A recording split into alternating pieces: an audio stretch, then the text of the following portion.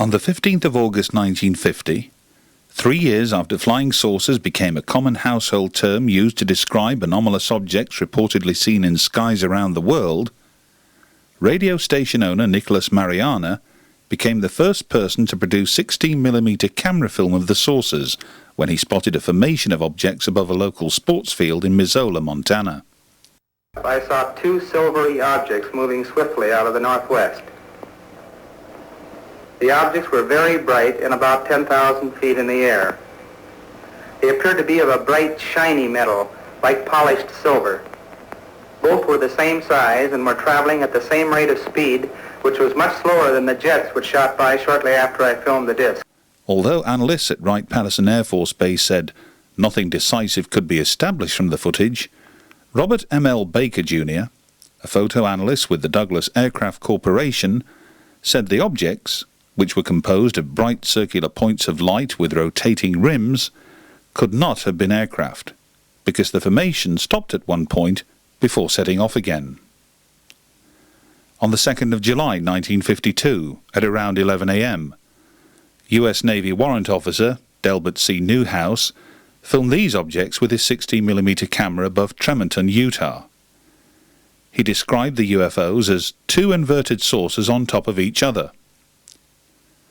Months later, a United States Air Force spokesman said, "We don't know what they are, but they're not aeroplanes or balloons, and we don't think they're birds." The US Navy then studied the film. After a frame-by-frame analysis, they concluded, the objects are internally illuminated spheres and are not reflecting sunlight. At 5 miles distance, the analysts determined that the objects were probably travelling at speeds of 3,780 miles per hour. At a distance of 10 miles, the UFOs would have been travelling at 7,560 miles per hour. Later that same month, after UFOs had been spotted over Washington, D.C. and detected on radar, the largest press conference held since World War II saw Air Force Major General John Samford deliver these telling remarks. The Air Force interest in this problem has been due to our feeling of an obligation to identify and analyze to the best of our ability anything in the air that may have the possibility of threat or menace to the United States. We have received and analyzed between 1,000 and 2,000 reports that have come to us from all kinds of sources. Of this great mass of reports, we have been able adequately to explain the great bulk of them. We can say that the recent sightings are in no way connected with any secret development by any agency of the United States.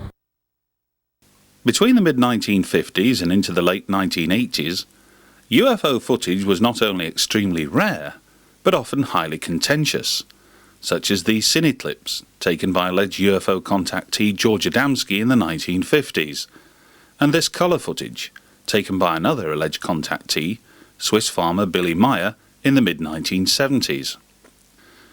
But there were exceptions, most noticeably on New Year's Eve 1978, when a television camera crew filmed this object while flying over the east coast of South Island, New Zealand. And, during a test flight of Concorde, this mysterious sphere-like object was just to be nothing more than stray light caught on the camera lens. By the turn of the 1990s, however, the newly invented camcorder was beginning to generate UFO footage on an unprecedented scale, no more so than in Mexico, which, from mid-July 1991, began experiencing one of the largest UFO waves in recorded history. And, in the midst of this wave, came a relatively new phenomena, the so-called fleets, where dozens, and often hundreds of mysterious sphere-like objects were filmed right across Mexico. Inevitably, some of the Mexican footage was deemed dubious, such as this sequence, submitted by an anonymous individual, yet nonetheless aired at a time when new and emerging computer software was now capable of generating hoax UFO footage.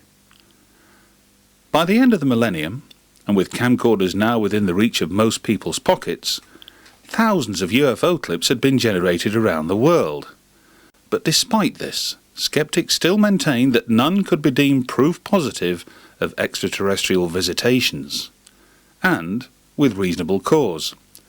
For more often than not, the vast majority of UFO footage had been taken at night, and, like many of the daytime sequences, showed anomalous objects at distance. But there remained a belief amongst UFO researchers and enthusiasts alike that someone would, eventually, be in the right place and at the right time to videotape a UFO at much closer proximity. That someone turned out to be this man, Anthony Woods, a quiet and unassuming individual who lives with his family on the outskirts of Portsmouth, home to the Royal Navy on the south coast of England. A few years ago, after noticing anomalous objects repeatedly crossing the sky from the rear garden of his home, Anthony decided to purchase a camcorder in order to film them.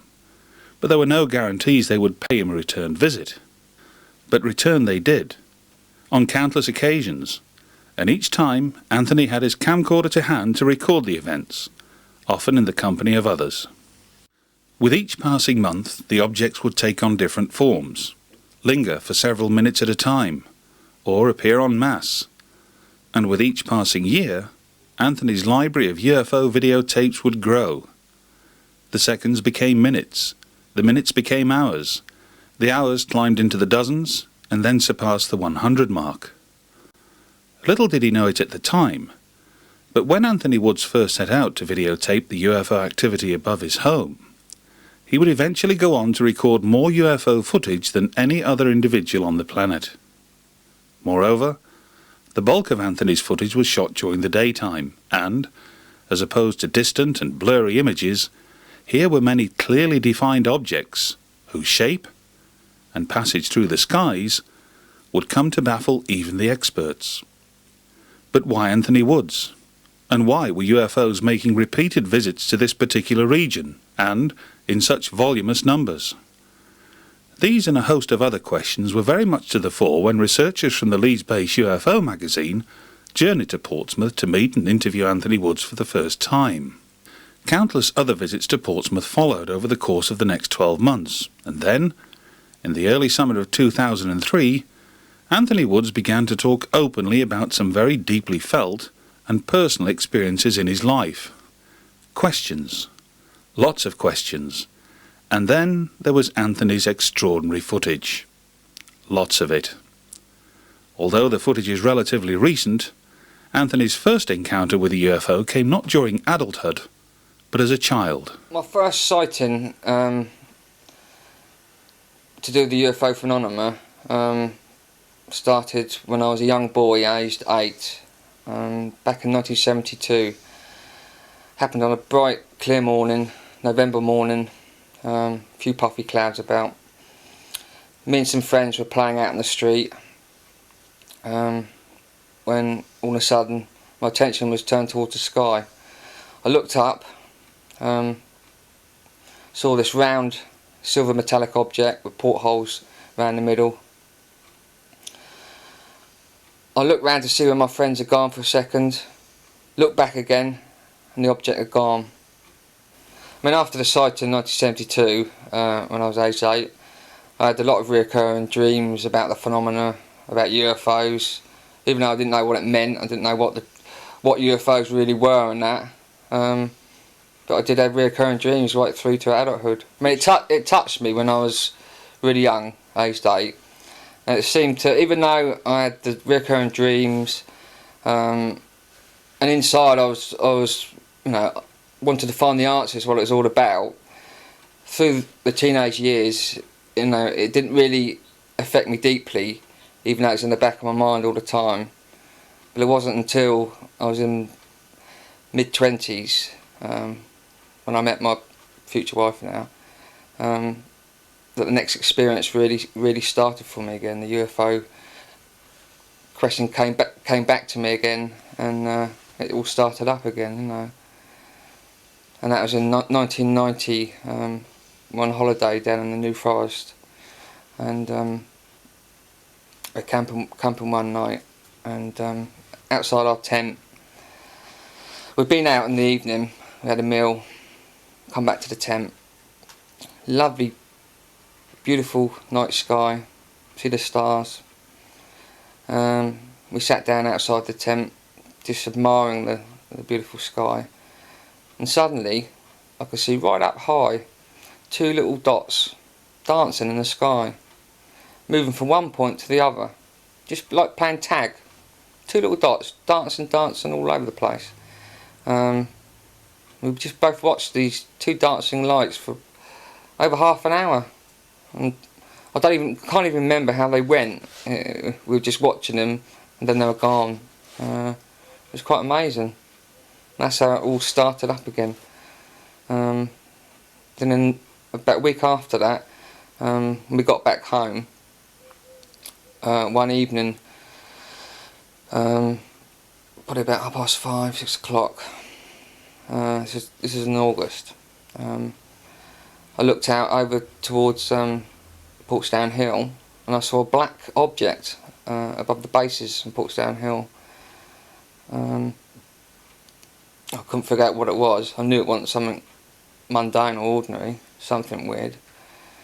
The next night, in the newspaper, there was a local professor from a local college that also observed this sighting, this object. And there was an article about it, and it was unusual, very unusual. More UFO sightings would follow for Anthony, and the journey, it seemed, had begun in earnest.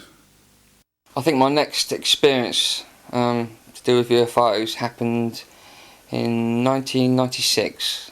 It was in May 1996, probably about 10:30, 11:15,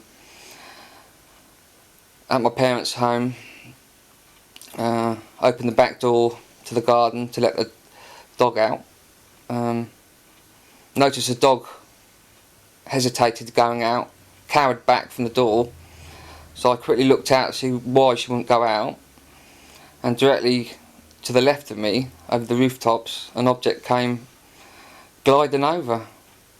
Massive, easily 30, 40 feet, silent, 50 feet above the rooftop. I was shocked, couldn't believe what it was.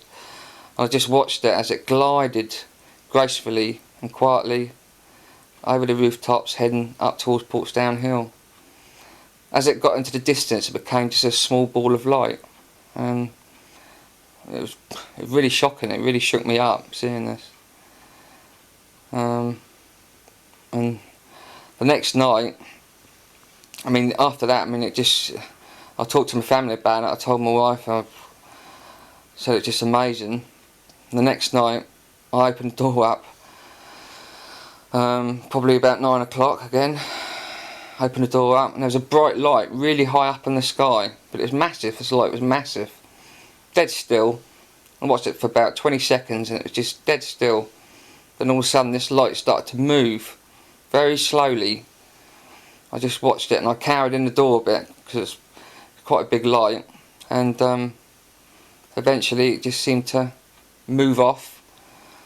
I just watched it go into the distance. The sheer volume and regular appearance of anomalous objects above Anthony's home compelled him to act. It wasn't long before Anthony would press the record button for the first time, and, in the days, weeks and months that followed, he would go on to record what is arguably the greatest daylight footage of UFOs that the world has ever seen.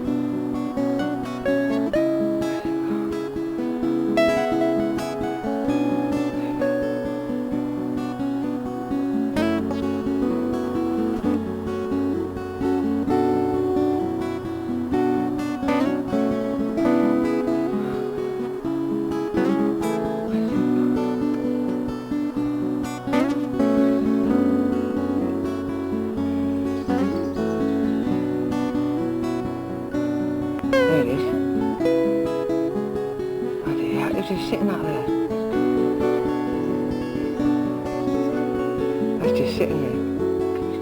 Yeah, it's just sitting there.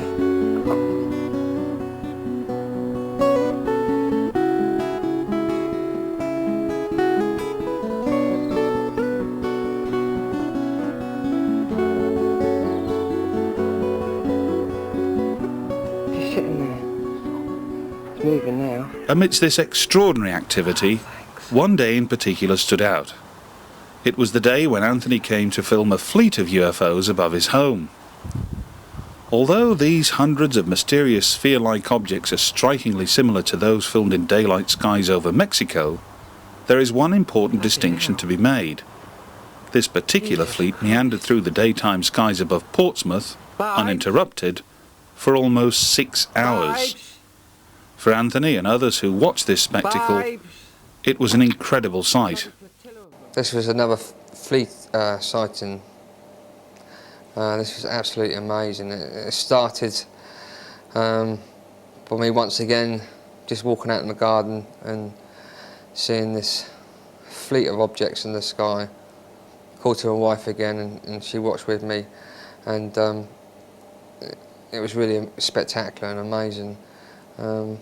These objects were in clear formations. At one point they seemed to be a cross formation. You can see the movement between the objects are interacting with each other, and you know, whatever these objects are, they're not balloons, they're not mundane. There's clear, intelligent movement. It's just amazing. It's huge, it stretches right up.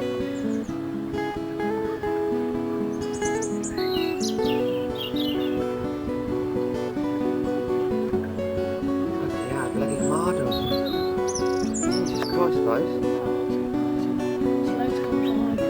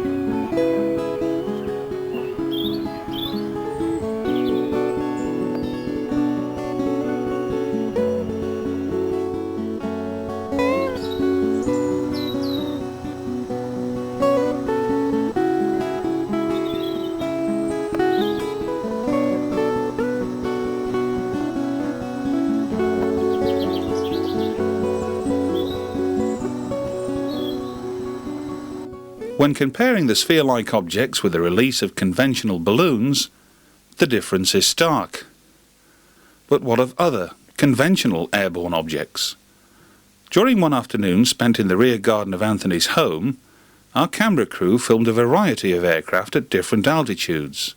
Birds came and went, and then, out of the blue, appeared a solitary sphere, which was filmed independently on 3 different cameras. Conventional and unconventional aircraft are familiar to most, as indeed are their military variants. But compared to some of the anomalous objects later filmed in close-up by Anthony Woods, they bear little relationship whatsoever.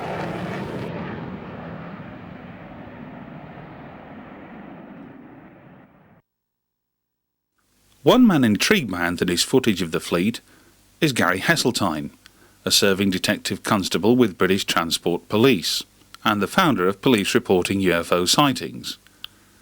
PRUFOS, as it is commonly known, receives UFO reports from serving, as well as retired, British police officers. But it was the movement of these sphere-like objects that Gary found so fascinating. The material supplied to me consisted of over 4 hours worth of clip material, which is a huge number of UFO sequences to review. Many were out of sequence in terms of date and whatever. And what I set about doing was cataloguing in a chronological order, much in the same way that I would do it for a video exhibit for court. Is coming up with basically a review package that starts chronologically with the first event and ends with the last event. And what I found was that over a 3.5 year period, there were in excess of over 50 days, separate days, when UFO or anomalous footage was recorded. Now that in itself is an exceptional amount of footage, and what is even more extraordinary is that 90% of the material is daylight footage set against a clear blue sky and a gentle cloud, so almost perfect conditions. One of the other things that I found was that not only was there 50 separate days, in excess of 50 separate days, on many of the days in particular there were multiple sequences.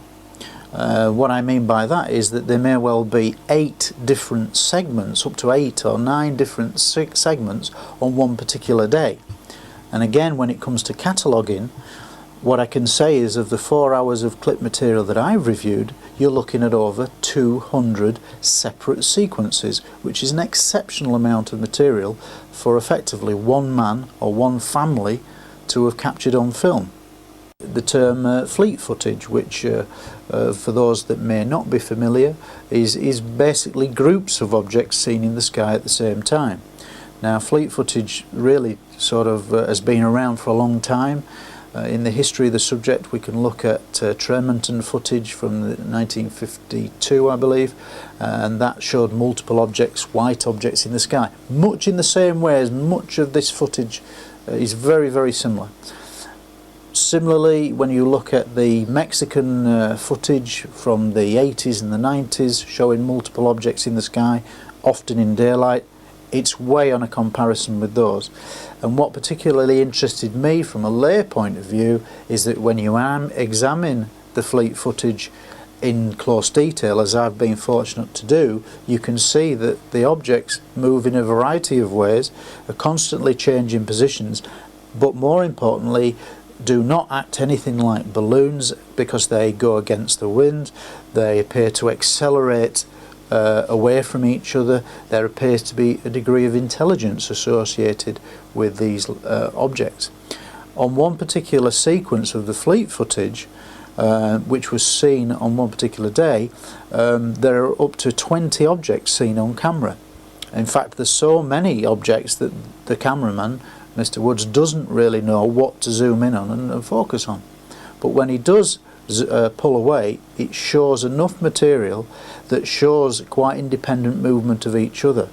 And there are several sequences that were attached to that, that having maybe seen the 15-20 objects at the start, they then appear to go past and over his house in groups of 2s and 3s, and which again adds to this sequence where there may be up to 8 or 9 sequences on one particular day. And that initial fleet footage is one of those days where there are multiple sequences backed against each other, and they are particularly interesting because they form formations which fly over his roof, and the roof is in shot, and then they give lovely 3D perspective. Gary is one of the few people to have met Anthony Woods during a visit to the offices of UFO magazine in Leeds. As an experienced police officer, Gary is a good judge of character, so what did he make of Anthony Woods? Having now spent a good 12 months cataloguing and examining the Anthony Woods material, I'm entirely satisfied from my own professional experience that this is not a hoax in any way. I know for a fact that the masters have all been examined at great detail, and that they are intact and there is no suspicion of misuse. Having examined all the footage that he has produced, I believe that this is the most stunning material ever recorded on film, and the beauty of it is it's filmed in Britain, and that it's set against blue skies predominantly, with cloud, with 3D perspective, and we have truly been very lucky to capture this sort of footage. While the majority of Anthony's UFO footage was taken from the rear and front gardens of his home, there were occasions when he managed to record them elsewhere, more often than not, in close proximity to military installations. Sites like this, of the Royal Navy carrier Ark Royal, just back from serving in the war with Iraq, are not uncommon. Steeped in tradition, Portsmouth has for centuries been home to the Royal Navy. Hence it is no surprise for the surrounding area to be littered with all manner of training, supply and communication installations. Is there a connection? For example, is this object, filmed hovering for a considerable period of time above one such installation, some form of unconventional but nonetheless man-made remotely powered vehicle? Or is it a genuine UFO?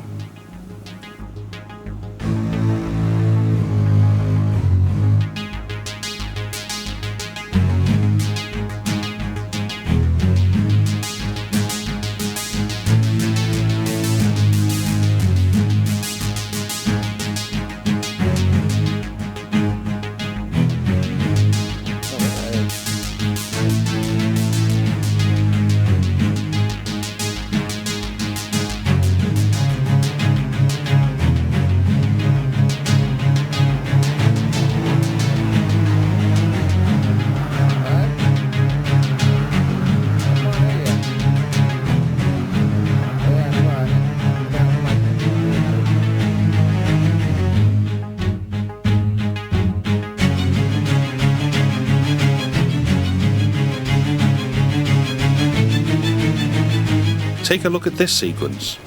At first sight, the object appears to be nothing more than debris caught up in a gust of wind. But watch. Is this really debris? Or is it something else?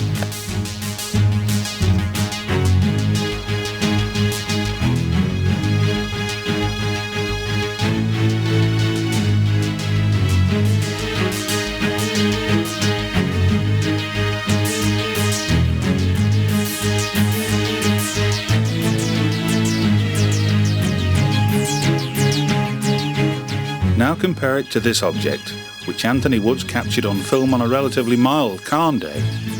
Are the two one and the same? And what are we to make of its extraordinary shape and aerobatics?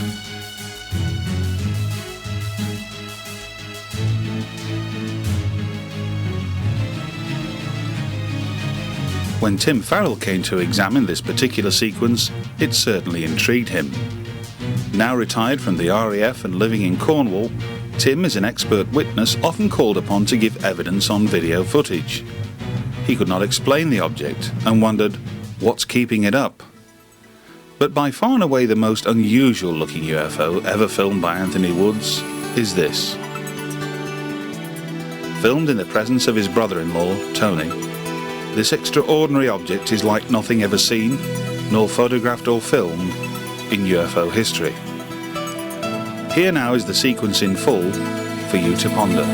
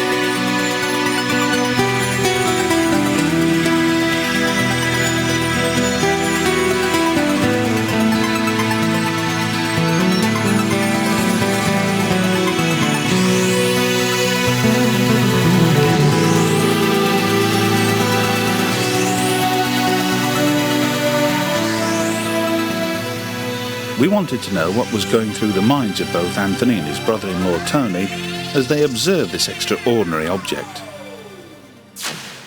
This sighting on the 27th of the 3rd this year was absolutely amazing. Both me and my brother-in-law witnessed it, and it was something that we have never ever seen before. It appeared to have structured lights on it. Just amazing sighting, wasn't it? Yeah, I mean, because the first thing that struck me about it was the light sequence. How they were changing, going on and off, and the object was moving very gracefully across the sky. I mean, we were just looking up, and it caught our attention out of the corner of our eye, and it was just there.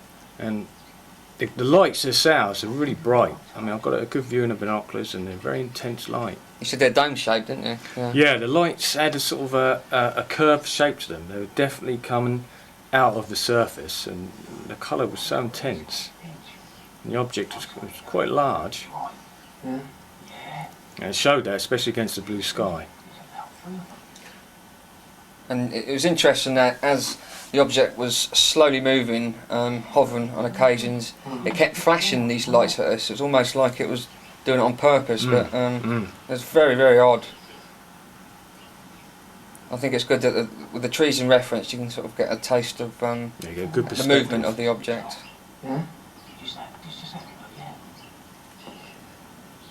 Now, it wasn't particularly very high to begin with. At the beginning, it was quite sort of low. It was, as it went on, it sort of increased in altitude, but it was in no hurry.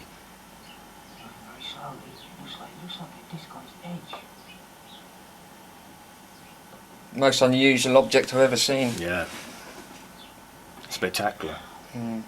To help in our understanding of the makeup of this object, we commissioned Andrew Fry to undertake a painstaking frame-by-frame analysis of the footage. Andrew, whose background in computer animation has seen him work on hit movies such as Jurassic Park, used some of the most sophisticated computer software available to come up with this amazing 3D rendition. Here, he explains how he went about that process, and offers his thoughts as to what the object might be, and definitely is not. I received the video from you, and I'd already previously, I was really intrigued. You know, I thought it was an outstanding piece of filming, and I thought I could clean this up, and it would be good to see what it looked like. So the first thing I did was enlarge the image, which would produce that ship there. That's the cleanest I could get it from the video that I had, and that's been enlarged about 10 or 15 times. So you've still got a bit of blurring, but the actual image is quite reasonably clear. Now from that I produced an outline. Basically it's an edge detection. It finds edges of the ship and the surrounding lights. So that produced that image. Now it's from that image where I've got the lines that I actually could produce a grid, or at least a set of pixels to draw a diagram from. So which took me to that, which is basically, it's like a dot to dot. I can from that I can produce a three-dimensional image. Actually I need two of those. I need one from the side as well. I've got one from the side, but I need one from the back or the front. I produced a three-dimensional model in grid form that you can see there.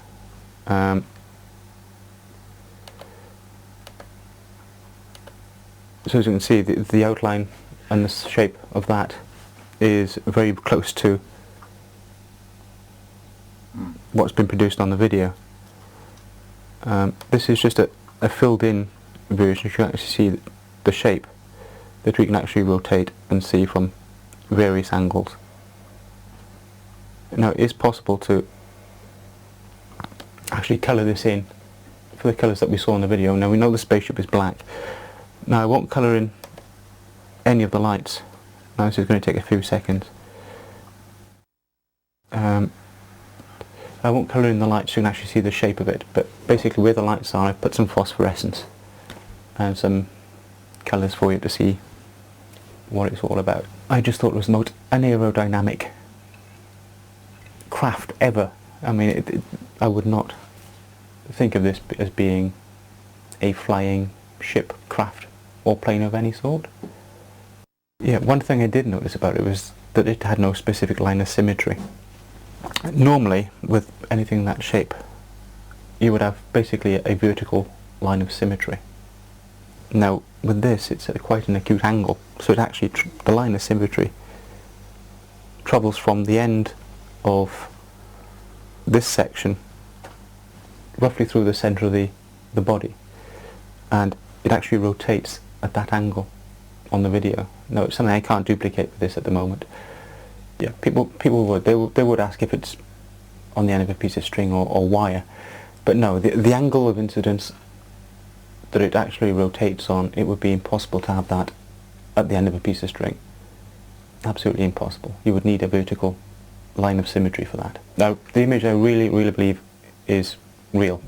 With all the line detection software I've used for it, I've gone through all the three phases of colours, the red, blue and green, and there is no hint of any surrounding fuzziness, I suppose, where you would actually get a superimposed image over, but there is nothing like that. Everything is crisp and clean and a true image.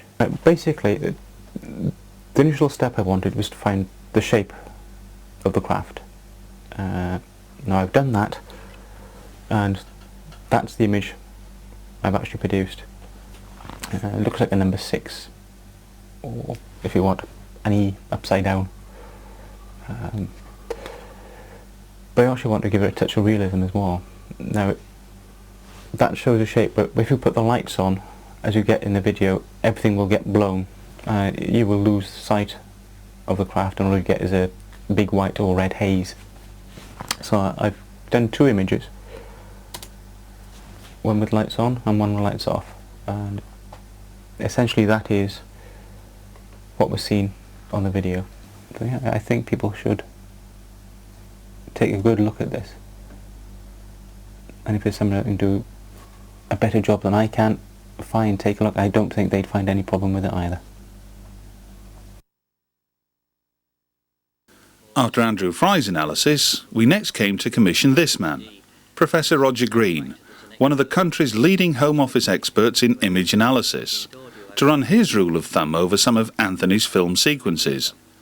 Filmed at Warwick University early this year, this is what Professor Roger Green had to tell us.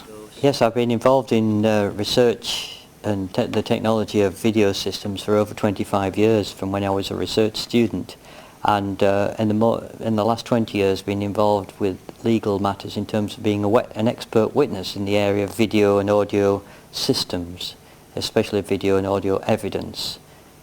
I've latterly taken an interest in unidentified images, UFOs, ghosts, things of that nature, in terms of applying legal imaging understanding techniques to the evidence presented as objectively as possible.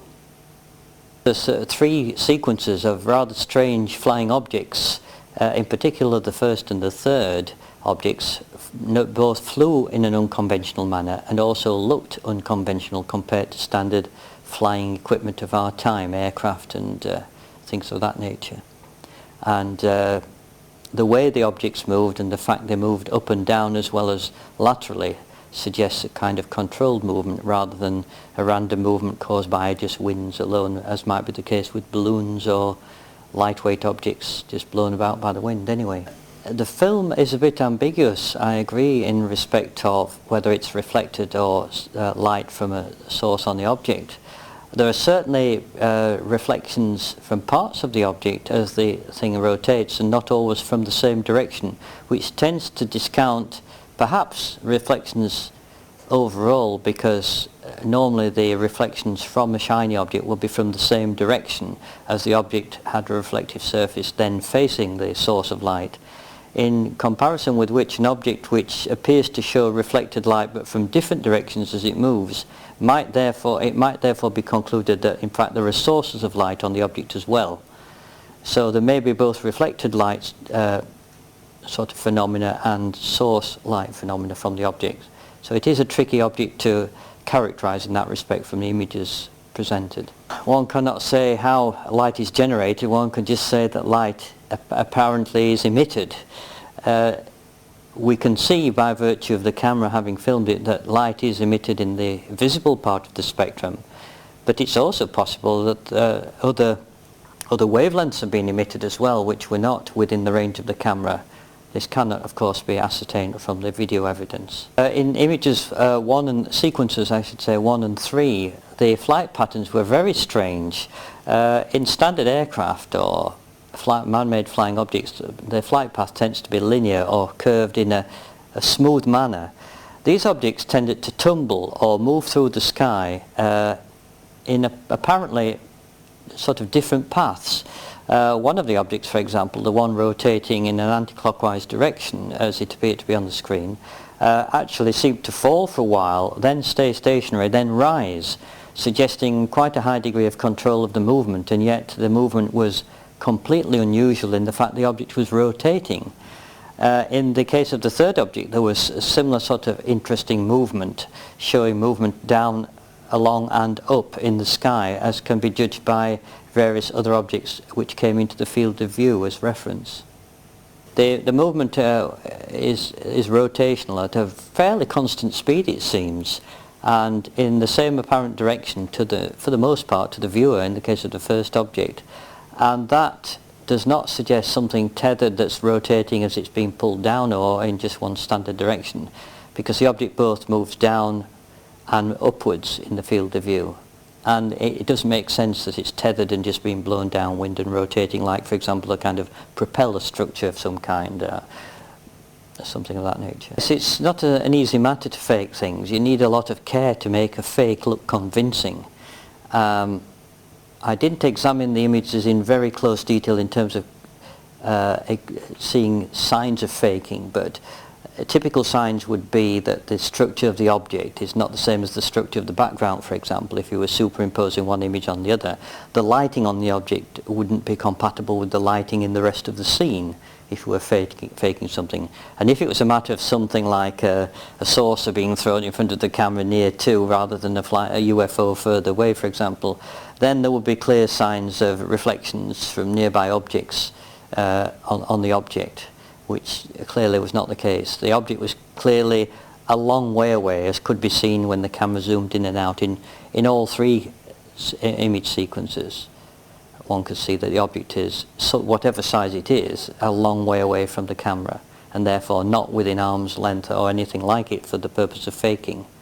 And to fake something a long way away, one would require spending a lot of money on somebody in an aircraft and going to some trouble to drop something of some sophistication to create these rather unusual movements.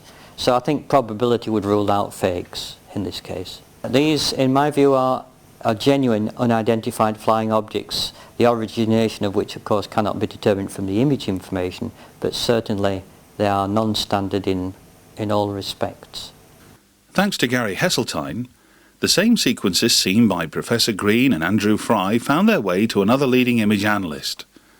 Because he is employed in a civilian capacity by the police in northern England, his identity cannot be revealed, but, working part-time on the footage, he made an amazing discovery, as Gary Heseltine now explains. A friend of mine who is a Home Office video analyst, I took the footage to him and said, well, what do you think to this? And he was an ex-military man, and he did me some filter work and applied various different super filters to it, and he produced a number of images similar to the one that you'll see on screen.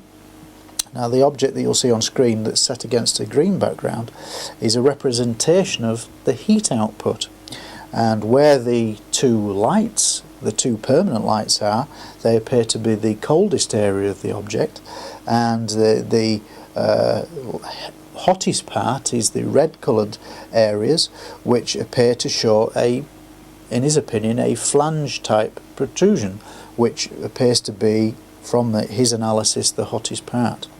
Now, the sequence that you're watching as I speak is this footage, and you can quite clearly see there is 3D perspective with the trees. The object is moving between the trees. A lot of time has been spent on working whether the image passed before the trees, behind the trees, and things like that. Frame by frame analysis, and basically, from my video analyst friend point of view, his opinion is that this is a real 3D object that was flying in the sky of some size that is of an appearance like he has never seen before. And he did spend time in the Air Force, was well used to aircraft recognition, and this has totally stumped him. He's not aware of anything that fits this flight characteristic. Someone else we invited to comment on the footage was Nick Pope.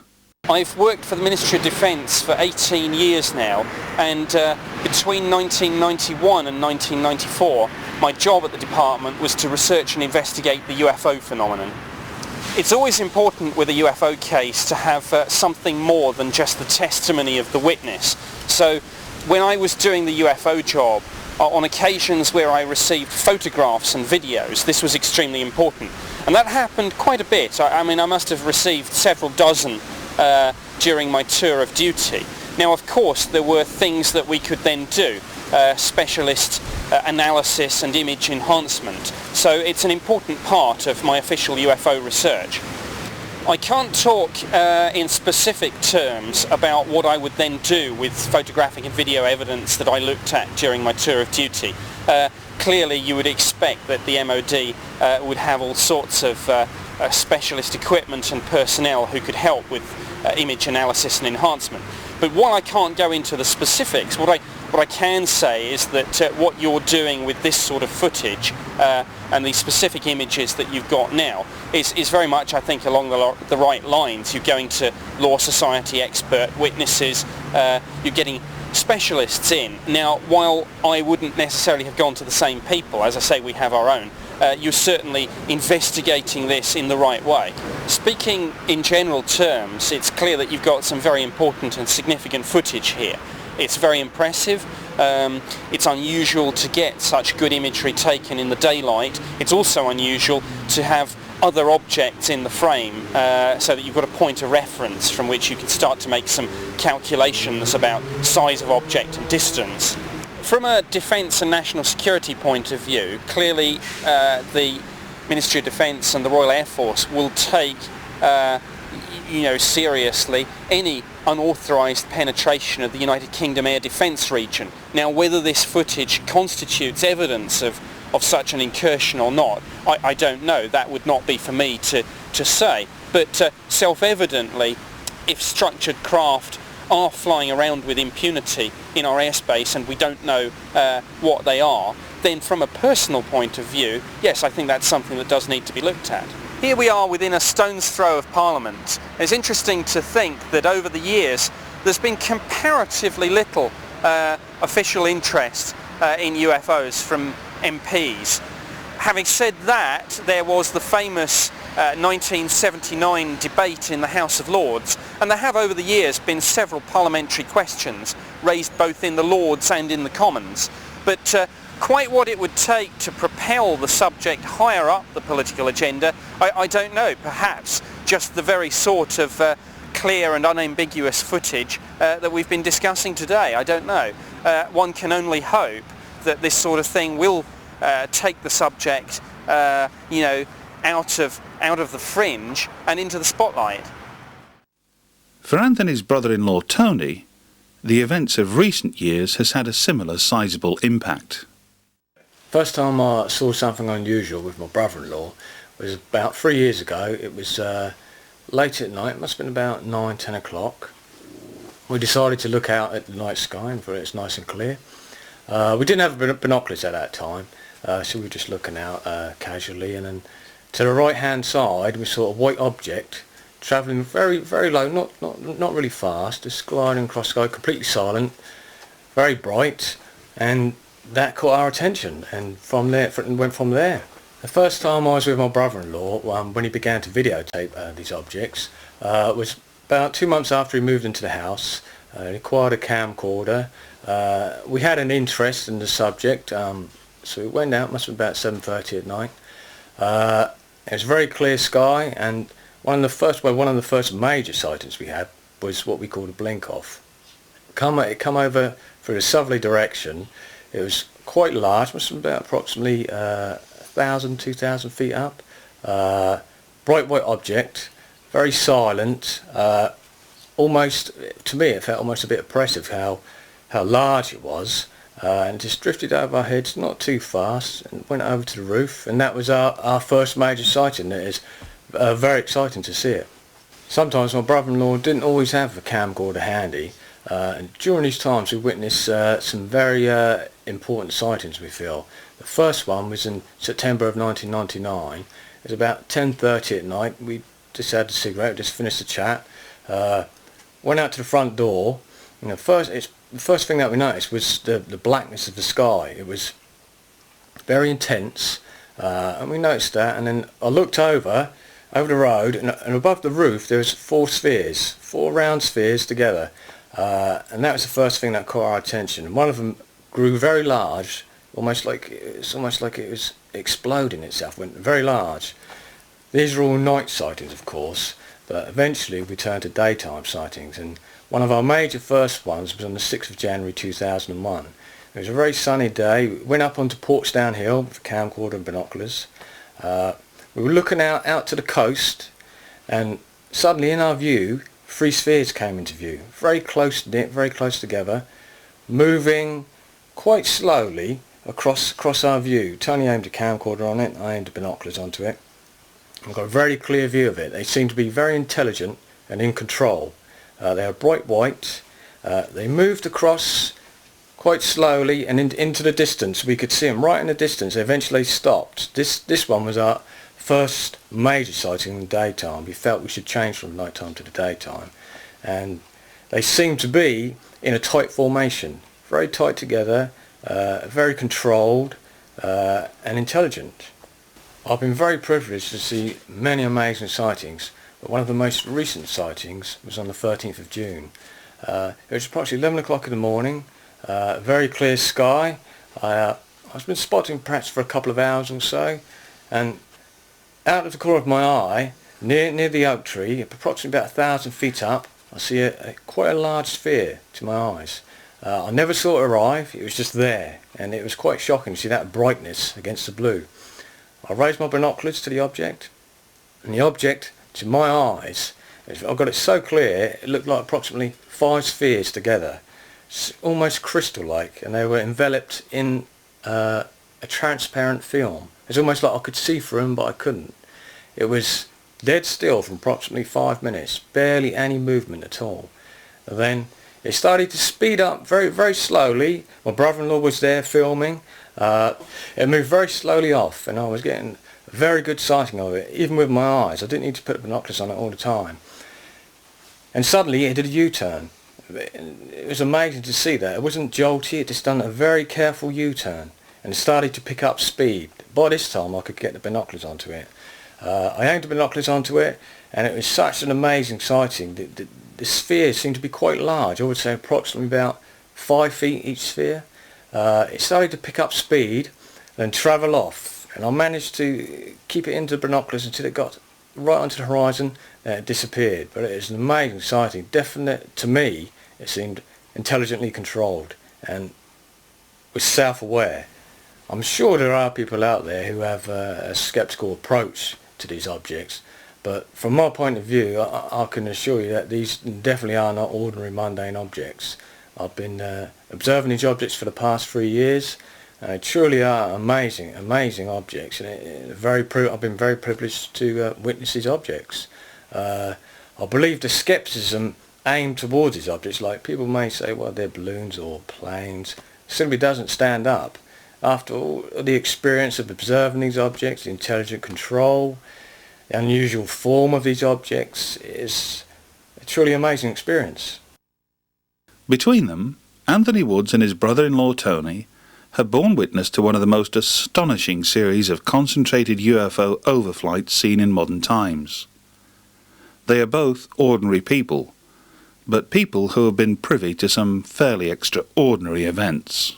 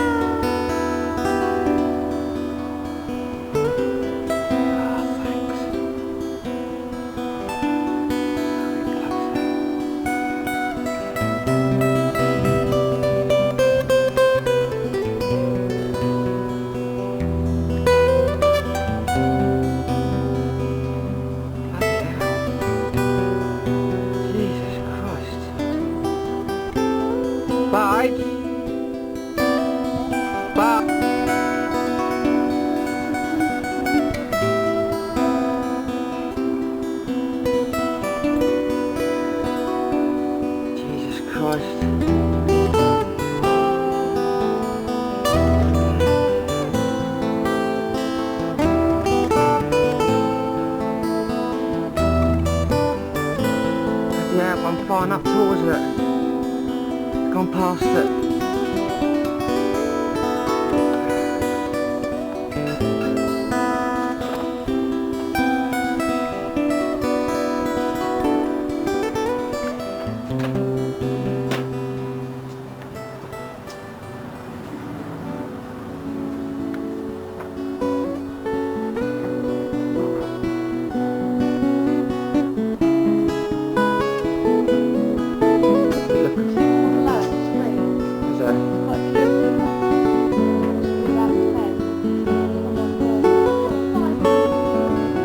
Close to that one.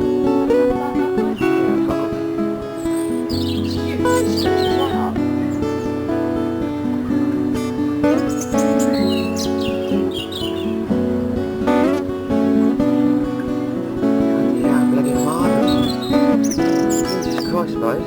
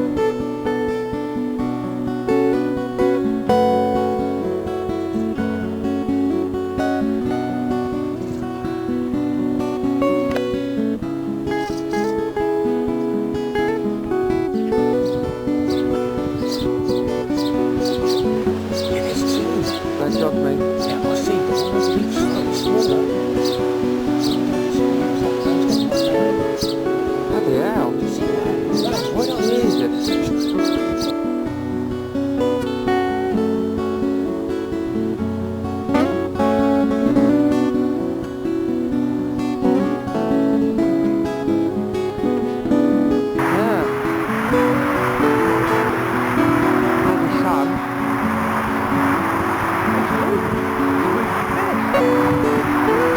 Good job, Reed. Thanks, yeah.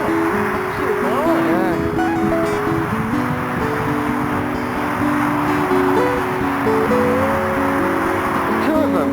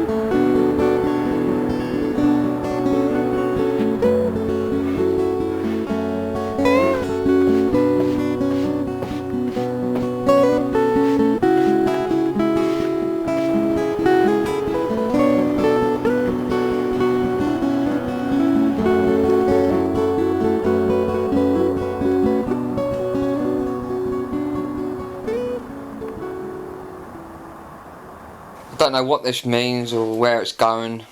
All I know it has happened, and I've had the experiences since I was a child. I've been lucky enough to film all these sightings. I don't know what it is, but it's something real. It's something unexplainable. It's not mundane in nature. I'm just looking for answers like everyone else. It's been positive for me. I deeply feel there is something significant behind it all, but what, I don't know. But it's a journey, and I just want to carry on until I find out the truth. This is definitely real. It's been a year now since we started work with Anthony on this particular project, and no doubt people like myself are going to be quite intrigued, and I'd like to think almost amazed by some of the footage that Anthony has managed to record. We've tested the footage ourselves. We've been to experts who are far more qualified than us to pass credible positive remarks on certain sequences of this footage. But I've been in this game for quite a long time now, and I've seen mistaken identity footage many times. I've seen things that I'm sure has been known to the actual videographer that it wasn't really anything exciting. People have tried to dupe me over the years, and not just me. That's fine. There are certain people out there, that are one or two people that seem to be gifted with the knack of being in the right place at the right time. And I feel Anthony and his brother-in-law Tony are two of those such people. You know, if you take a look in a bright blue, clear blue sky and strain your eyes as far as you can see, you're going to have to be very lucky to see something that's unusual. But Anthony's been doing this now for such a long time that his eyesight is accustomed, or appears to be accustomed, to spotting these things at miles and miles and miles away. The time that my colleague Tony Barker and I were with Anthony and Tony filming for this particular project, The Journey, we were amazed. We were just shooting out in the back garden and getting a few shots of Anthony and his brother-in-law, for inserts into the documentary, when out of the blue, literally, Anthony just said, "Here's one," and our eyes were peeled really way out into the distance, and what seemed to be an extremely high altitude compared to what else we could see in the sky.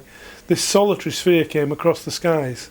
I managed to film it for a few seconds and then turn around to try and get the shots of Anthony and his brother-in-law filming the same object, which they did. Then I had the time to sort out and reframe the camera and get the thing back in shot again. not very easy when you've got the camera on your shoulder, you're looking into this bright, beautiful blue sky, eyes are straining. As I say, Anthony's accustomed to doing this. But finally, when I got the thing back in shot, the thing that intrigued me was that when I first recorded that image, it appeared to be thousands and thousands of feet in the air. I'm sure you can agree with me that the thing seems to be somewhere in the regions of air traffic, in other words 35, 40,000 feet, way up there. By the time it had travelled the distance in just a few seconds to be over Anthony's home, then this thing was just a few hundred feet up in the sky. Now, if the skeptics are going to tell me then all I've filmed is a balloon, then it's a darn good balloon, because this one's coming down. You know, in most instances you'd expect a balloon that's lighter than air to rise on the wind and travel just blown in a single direction. Well, this thing came down and lost altitude at a hell of a rate of knots and impressed me. Something else that caught my eye during the filming of this particular project was, again on a visit to Anthony's home, my colleague Tony was taking photographs, still photographs for reference. And we were back at the hotel one particular Saturday night, getting ready just to go and have a bite to eat, and Tony shouts to me, "You better come and have a look at this." And on the back of the camera we were just viewing the digital images, and sure enough, this particular day, it wasn't a good filming day. We'd done most of the stuff inside the house. We just kept popping out into the backyard to get a breath of air and things like that. And Tony had taken some photographs of the trees. We were intrigued with the red object, which, you know, wow, that is one piece of unusual UFO footage. And we were just getting photographs of the trees that were in shot of that film for reference. Now, here's the photograph. Take a look for yourself. Could it be something mundane? I don't know. But the shape of the object is concurrent with the sort of things that Anthony and Tony have seen and been filming for several years now. And there it was, appears to be coming out of the clouds, posing for the cameras. But everything we see has never been threatening. You know, these things seem to gently pass through the sky. They seem to be ignorant of the fact that people are watching them. We've done our research. We've had people checking newspapers, television reports down there on the dates in question when Anthony's filmed this. The amazing thing about all this is nobody else seems to be seeing these things. Now, Anthony's definitely filmed things at close quarters, but people haven't reported this. Could it be that Anthony and his brother-in-law Tony have been gifted with the opportunity to view these things? Whatever they are, they're real, they're solid objects, because they can't be figments of people's imagination. He's recorded them. And he's given his permission for people to see this, and for this material to be disseminated and shared around the UFO community in the right manner. You know, this isn't over yet. We've shown you footage from Anthony from 1999 to this summer. This documentary is still in production in September. We're putting the final touches to it now. Do you know what? Anthony's still filming strange objects. Just take a look at this. Collection of objects in the sky, filmed not only by Anthony but by his wife as well. 2 separate cameras.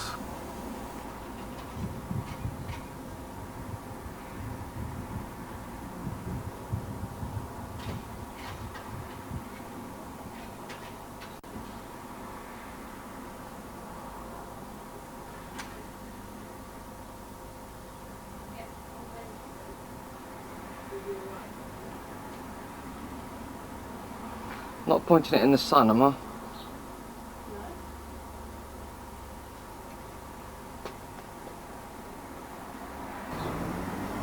The speed of it. Are they moving?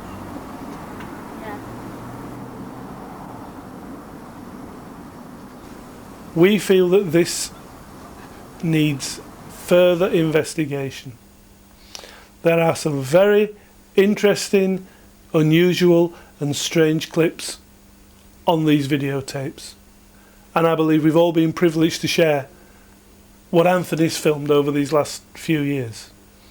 I hope you've enjoyed it. I hope you can see the reality behind all this and help us take this subject another step forward, because we can no longer accept video evidence of Venus or Mars or a distant aircraft as possible UFO material. We need good, clear images. Please, Anthony Woods has shown it's possible to record good, clear images. This stuff's out there, and for now, they are UFOs. At a time when radio and optical astronomers continue their hunt for evidence of intelligent extraterrestrial life, and while probes continue to be launched to distant worlds in our local neighbourhood of space, is it not arrogant of man to believe that he, and he alone, possesses the curiosity and the means to seek out life elsewhere in the cosmos? Might not other intelligent species harbour the same ideals, and have already begun to take a closer look at us? Are these aerial craft evidence of that? An advanced reconnoitre prior to first contact? Or are they, as skeptics would contend, some form of advanced man-made craft deploying some new kind of exotic propulsion system? If they are man-made, then some of the footage retains its uniqueness, because nothing like it has ever been seen or filmed before. Time will tell. But how ironic it would be if those engaged in the search for extraterrestrial intelligence were to discover that the answers to all that they sought had been staring them in the face for over half a century. The truth is coming, and the first bearers of that truth, it would appear, have started to arrive.